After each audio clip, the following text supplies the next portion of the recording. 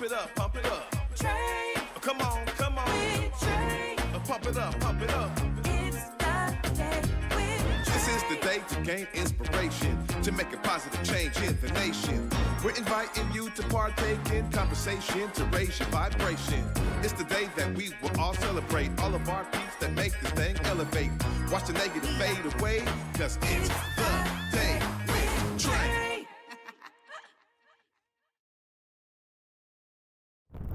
Grand Rising, everyone. Welcome to the Day with Trae. I'm your host, Trae Holiday. I want to welcome you to a fabulous Friday. I'm really excited, y'all. My guy, Evan Poncelet's in the building. We're going to be talking about an amazing venture he is on, a managing partner. I'm going to be talking all about Dreamward. I got it right, yeah. I'm excited to have him here because this is something that is so necessary in our community. So we're going to be diving into all of the particulars on this fabulous Friday. I also just got to say, you know what time it is. It's the top of the show. So it's a great time to tag and share this stream, this link, however you're watching this. Share it with folks who you feel could benefit from a daily dose of dopeness right here on the Day with Trae. And you know, if you can't watch us as a TV show, we got you covered because we also create a podcast for all of y'all out there. So if you can't watch us, you can definitely listen to us anywhere you find your favorite podcast. Just search Converge Media Network and The Day with Trae. You'll find me on whichever platform is your favorite. Well, before I get into it in the show with Evan, I just got to say thank you all. You know, we just experienced Mother's Day this past week. And to be honest, it was such a joy to hear from so many folks who really appreciate the love of a mother. So if you have someone in your life who maybe it's your mother, maybe it's someone like a mother, maybe it's a community mother, you know, make sure that y'all are giving them love every day, not just on Mother's Day, but every day, because honestly, there's nothing greater than when my sons tell me how they appreciate me, how they see the effort I pour into them. That is something that is beyond special. And so I just wanted to take this time to give my sons a huge shout out for being amazing sons. You know, I have a great relationship with both of my sons, Amiri and Ajani. I love y'all so much. And I'm grateful for that. You know, even through tough times, we find a way to come together as a family. They find a way to talk to me as their mother in a way that brings me in instead of shutting me out. And I'm so grateful for that because motherhood is something that is so unique. I know fatherhood is too, but I'm not a father. So I got to speak about it from being a mom.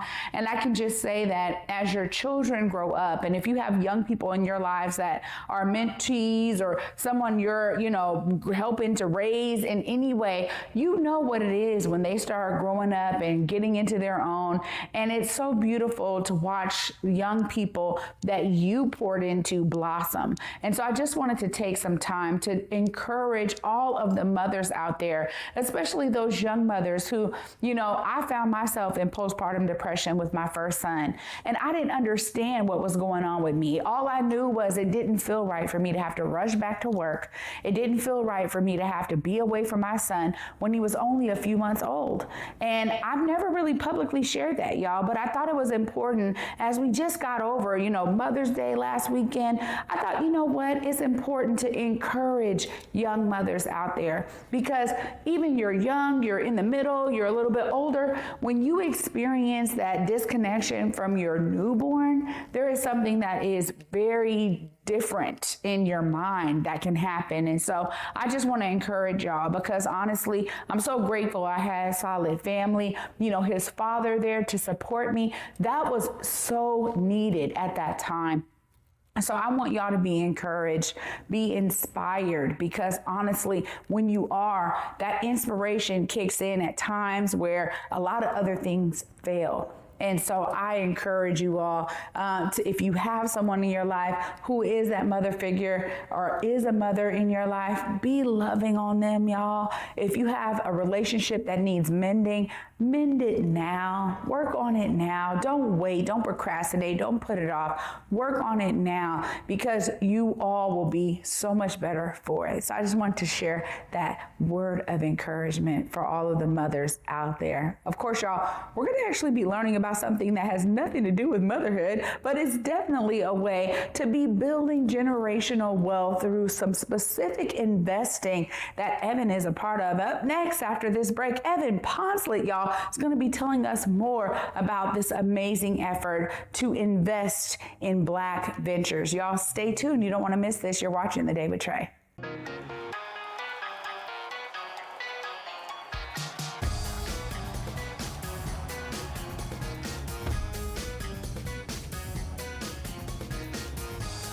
To right field. This is back.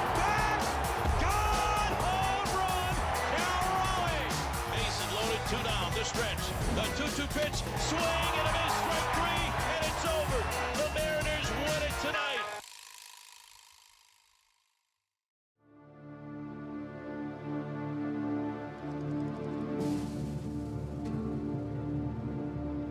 The importance to share the history of the Buffalo Soldiers of Seattle and Buffalo Soldiers of everywhere, including cowboys and cowgirls of color everywhere, is really important because most likely they're forgotten.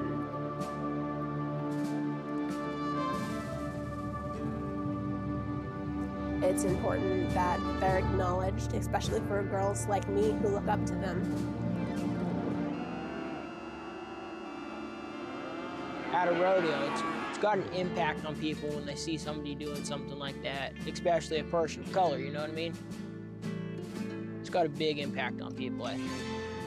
Representing the Evergreen State, I am your Miss Teen Rodeo Washington, Jessa Thomas. Welcome to the Windswept Farm.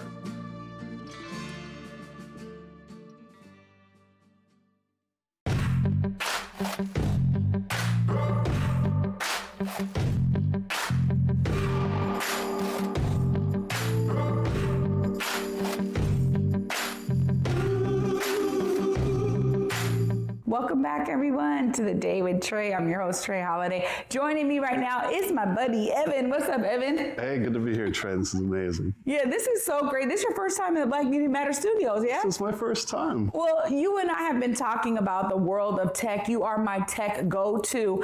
Every time I think of something, I go, I probably need to talk to Evan about it because I don't know much about tech. But tell us your background. What got you into the world of technology? Yeah. So when I was a kid down in Tacoma, Washington, the CTO of the Boys and Girls Club of Pierce County came into my typing class and asked a bunch of us if we wanted to start a technology club in my high school at Foss. And we said yes, a group of about 5 of us, and they had us crawling through the school's pile of old computers to dig through them, take apart the broken computers, build new ones.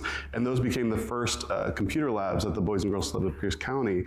And then they had us going around setting up email servers back in the 90s, this was kind of how that was going, for different community businesses, for like a Northwest Pastoral Council, for just a bunch of different nonprofits. And so I learned a lot of the fundamentals of computer networks.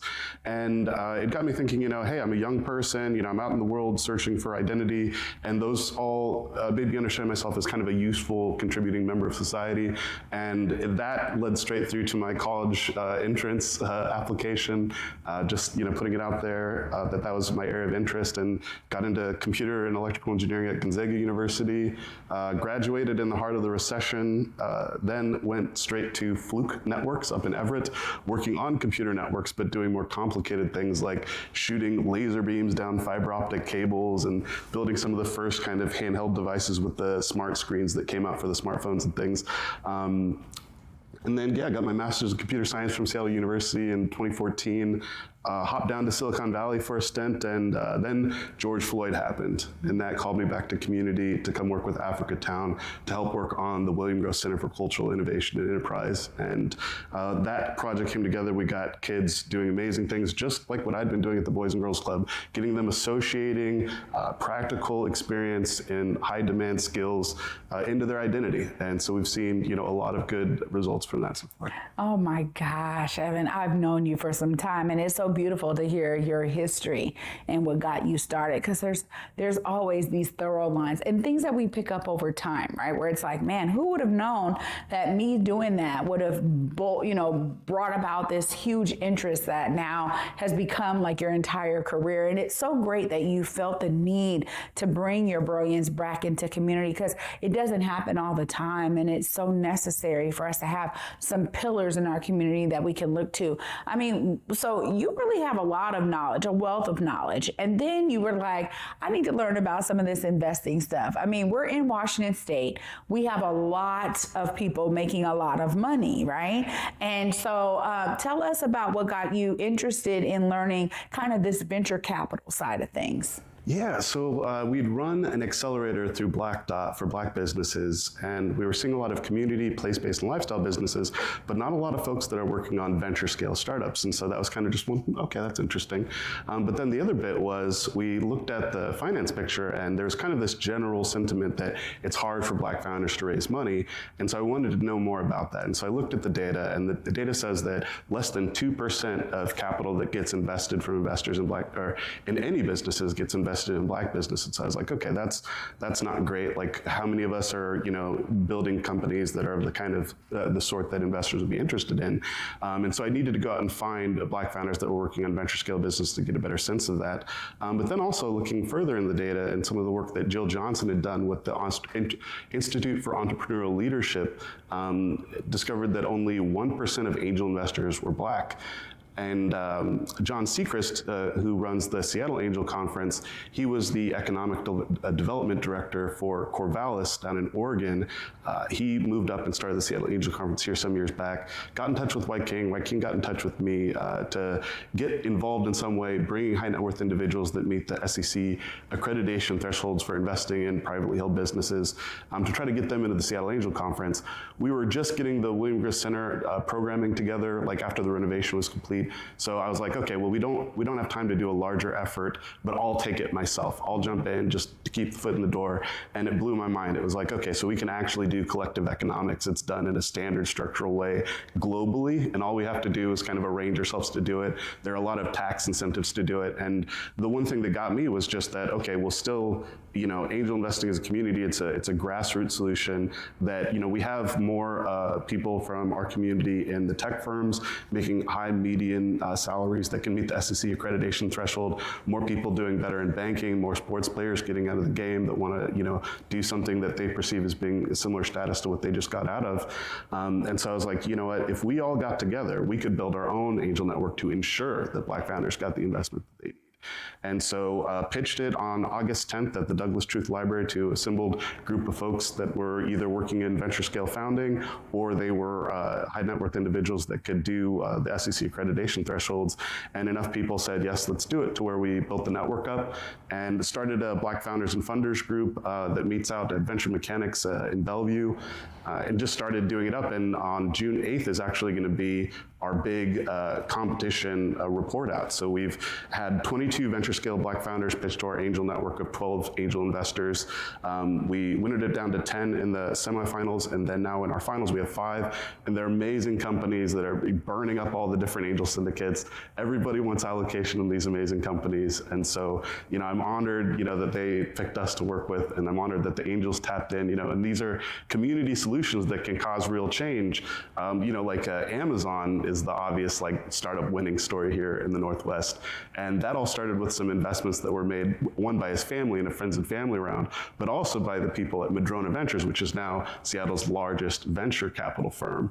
And so if we can do that for folks in the Black diaspora, we could have a Black Amazon, right? We could do that for our community, and there are all these great things that are happening right now that are going to make that something that is a big possibility for Seattle.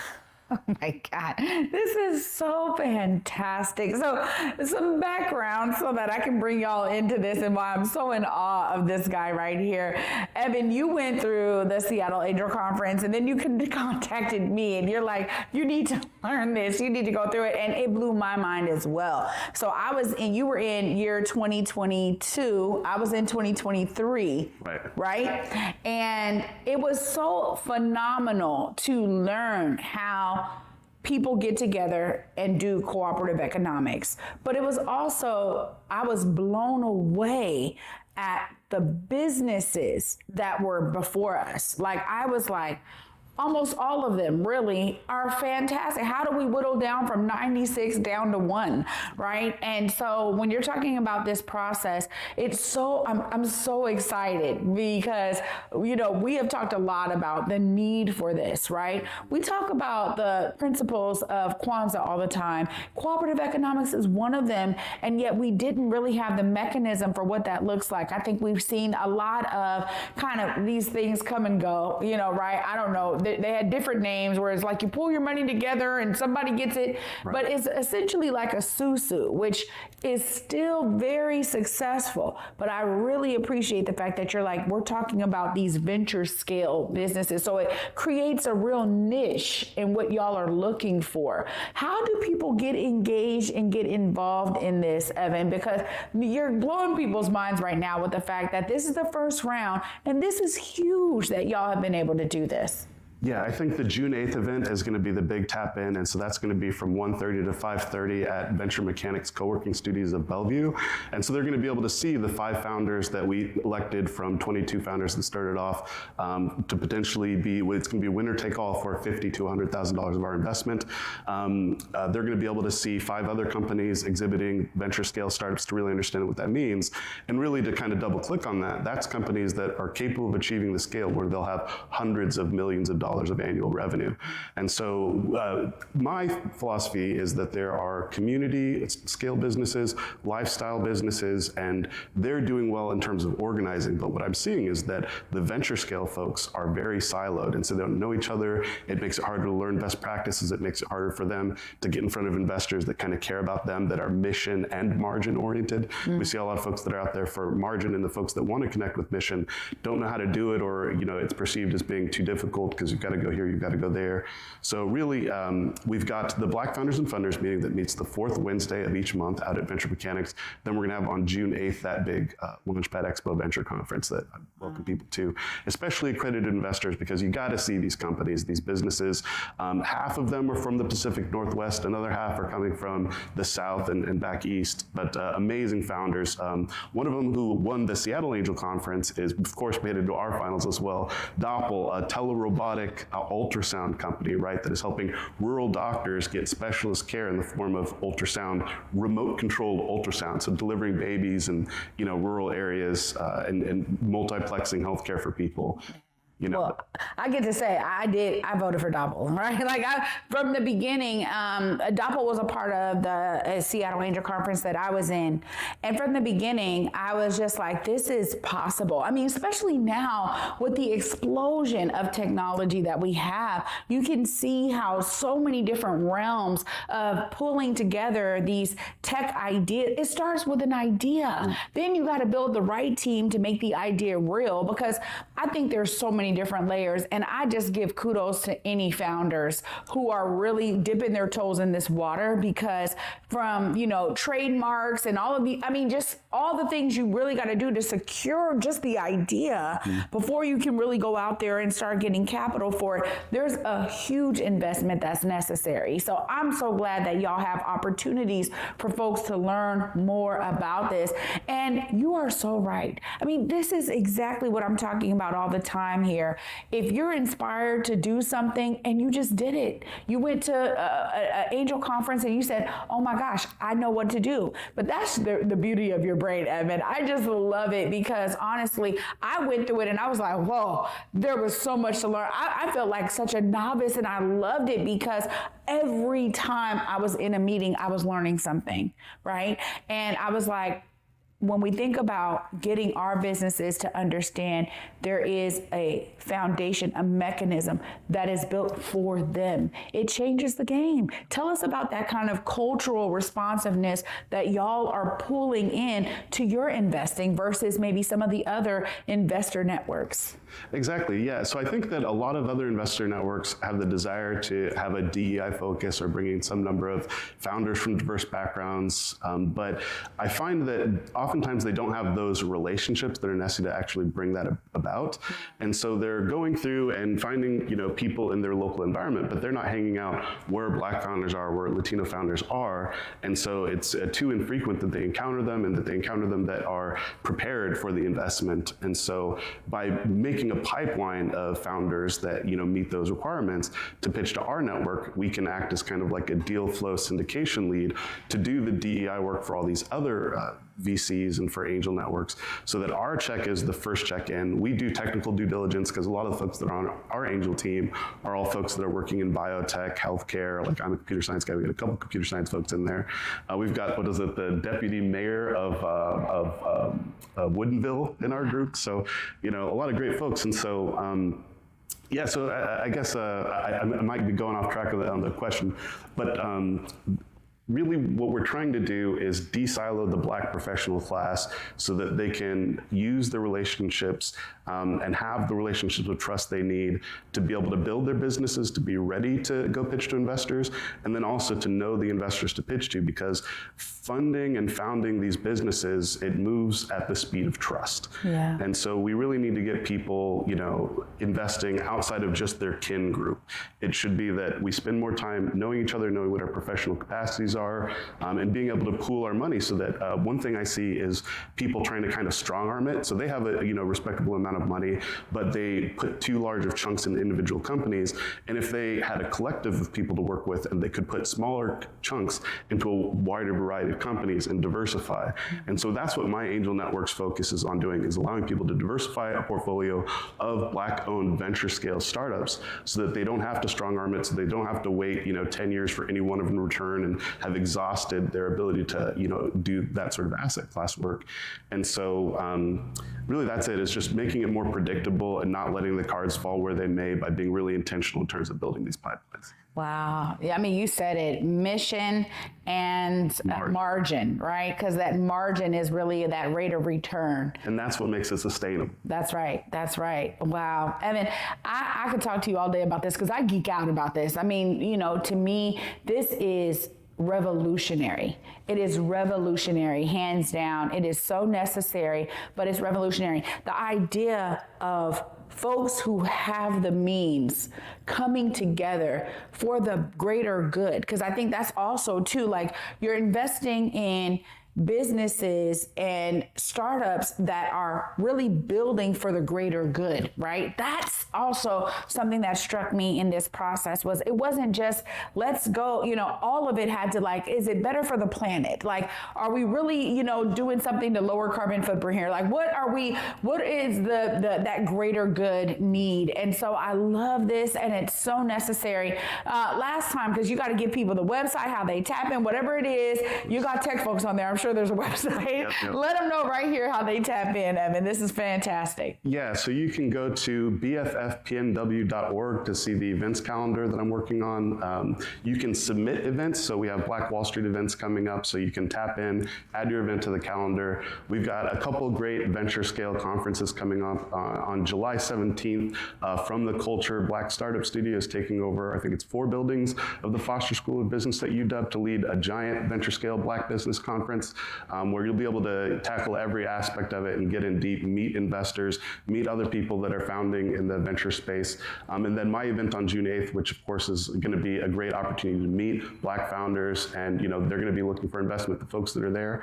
And for you to tap in and learn what this is about, because this is an asset class to think about. So you might invest in stocks, you might invest in bonds, you might keep some money in CDs or your savings account, but you can also invest in unregistered with the SEC startup businesses. And so those are the earliest stage of startups. And that's where you can get a fractional ownership of the business for very low expense.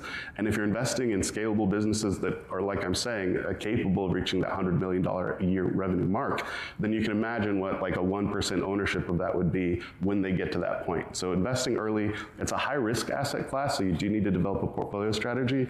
But yeah, tap in with us and we can teach you about that. Again, that's bffpnw.org. You can email me, I'm just evan@dreamward.vc. Or you can come to the events that we're talking about. Oh, Evan, Dreamward. Oh, beautiful work, my friend. Thank you so much for being here on this fantastic Friday. You made it even more fantastic. Thank you. Thank you for having me. Wow. Y'all, I'm going to wrap all of this up. I'm super inspired right now, by the way. I'm going to wrap it all up right after this short break. Stay tuned. You're watching The Day with Trae.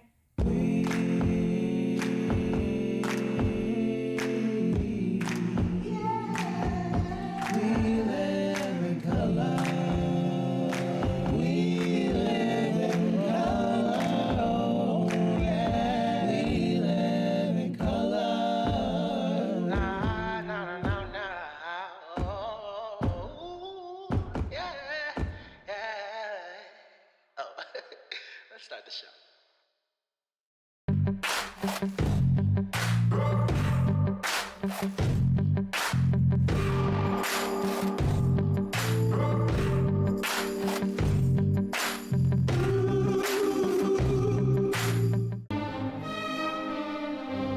Ballet's greatest comedy, Coppelia, returns to Pacific Northwest Ballet. Perfect for all ages, Coppelia delights with dazzling dancing and magnificent music played by the PNB Orchestra.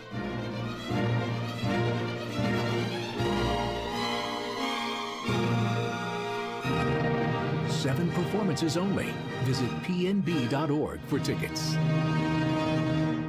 Here on Back to Besa, it's always been important to me that we uplift stories from across the region and that no matter where you live in the nation, you never have to miss a moment of the show as we continue to highlight the beauty, excellence, and resilience of our communities across the Pacific Northwest. Why? Because representation matters. So no matter where you live, be it the Central District or Centralia, Portland or Pullman, or anywhere across the country, I encourage you to join me on this Back to Besa journey by downloading the free Fox Local app on your phone or smart TV as we continue to elevate the very best in our communities.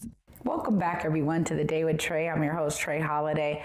I just got to say huge shout out to my buddy, Evan Poncelet. You know, it starts with an idea, and he and I talked about this idea, and here it is. He's doing it. It's just that simple. You know, sometimes you have something that's burning in you and you want to kind of dig a little deeper. You want to learn a little more. You want to pull on that thread and it becomes a golden gem. And that's really what he just shared with all of us today. And it was beyond inspiring. If you're somebody out there who is like, man, there's something over here that has been burrowing within me, you know, take this as an opportunity to be inspired to do something about it. You know, the more of us who are doing something about the things that are burrowing inside of us, the better the world is. I promise you that.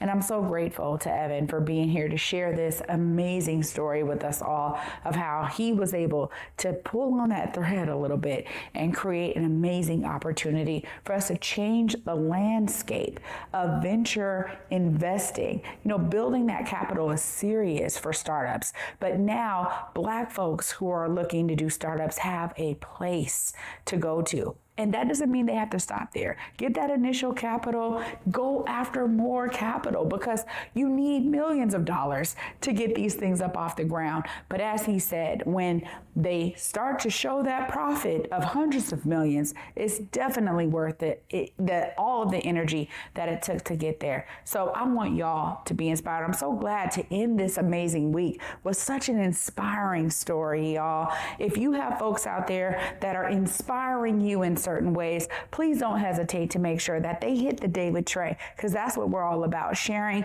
inspiring in stories for all of you to be informed and engaged in great things that are going on around you.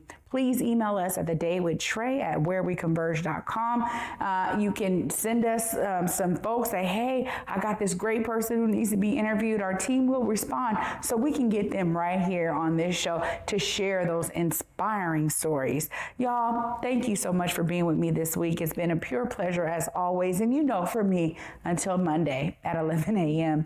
Peace, y'all.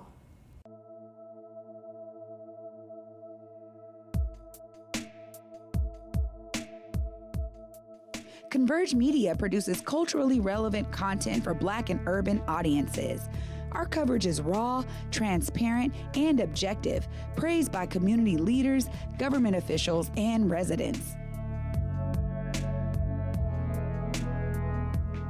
Support Converge Media today via Venmo, Cash App, or PayPal at Converge Media.